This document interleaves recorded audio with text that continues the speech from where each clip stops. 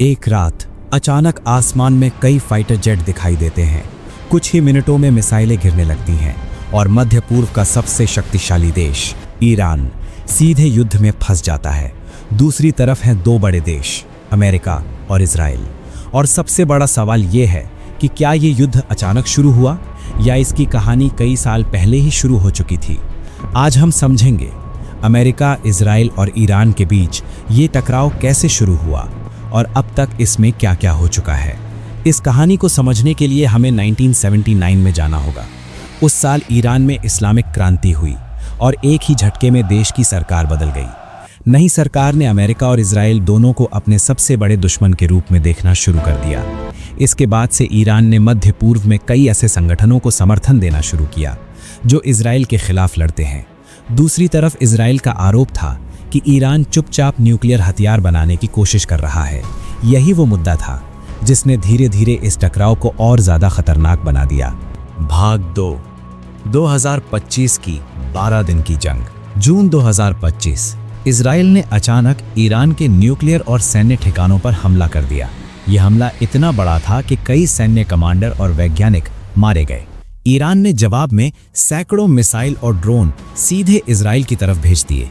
कुछ मिसाइलें इजराइल की आयरन डोम रक्षा प्रणाली को भी पार कर गईं। हालात इतने बिगड़ गए कि अमेरिका को भी इस युद्ध में उतरना पड़ा। अमेरिका ने ईरान के 3 बड़े न्यूक्लियर ठिकानों पर एयर स्ट्राइक की।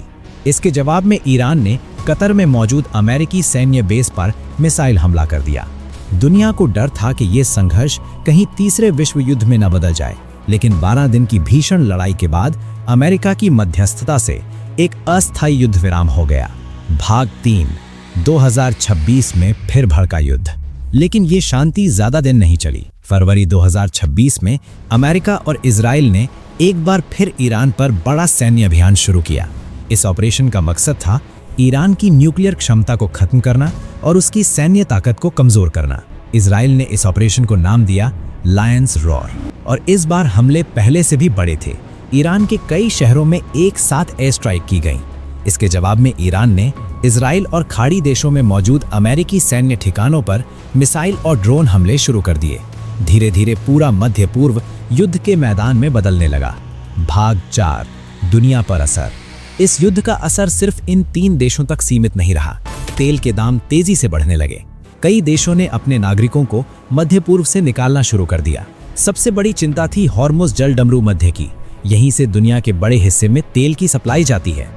अगर ये रास्ता बंद हो जाए तो पूरी दुनिया की अर्थव्यवस्था प्रभावित हो सकती है।